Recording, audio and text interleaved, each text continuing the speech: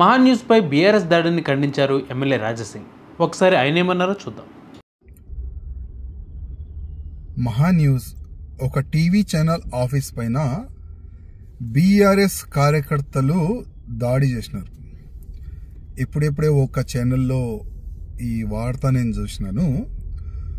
అంటే ఎప్పుడు ఒక ఛానల్లో ఏ పార్టీ నాయకుల గురించి నిజం చెప్తే కూడా దాడి చేస్తారా?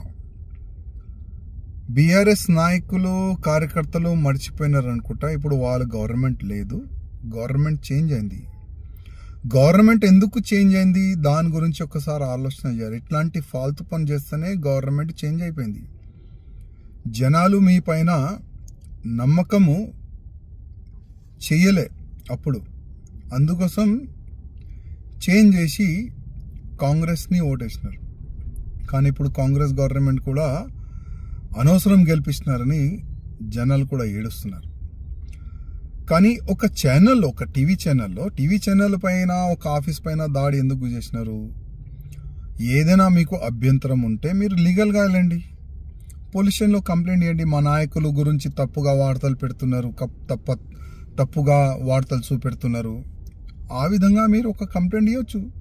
పోలీసు వాళ్ళు ఎంక్వైరీ చేస్తారు. ఒకవేళ మీరు చెప్పిన మాటల్లో వాస్తవం ఉంటే పోలీసు వాళ్ళు యాక్షన్ తీసుకుంటారు. కానీ మీరే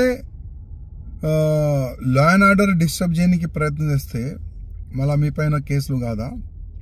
నేను పోలీస్ అధికారులకి రిక్వెస్ట్ చేస్తున్నా, ఒక ఛానల్ పైన దాడి చాలా దురదృష్టం. ఎవరెవరు దాడి చేసినారు, ఏ పార్టీకి చెందిన ప్రతి ఒక్క వ్యక్తికి CCTVలో ఆల్రెడీ వీడియో వచ్చింది. ప్రతి ఒక్క దాడి చేసిన వ్యక్తికి అరెస్ట్ చేసి వాళ్ళపైన చర్యలు తీసుకోవాలని నేను పోలీస్ కమిషనర్ గారికి, DGP గారికి కోరుతున్నాను.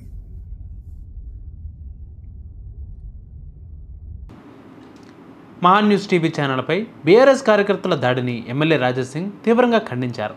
నిజాలు చెప్పినందుకు దాడులు సరికాదని చట్టపరంగా ఫిర్యాదు చేయాలని సూచించారు.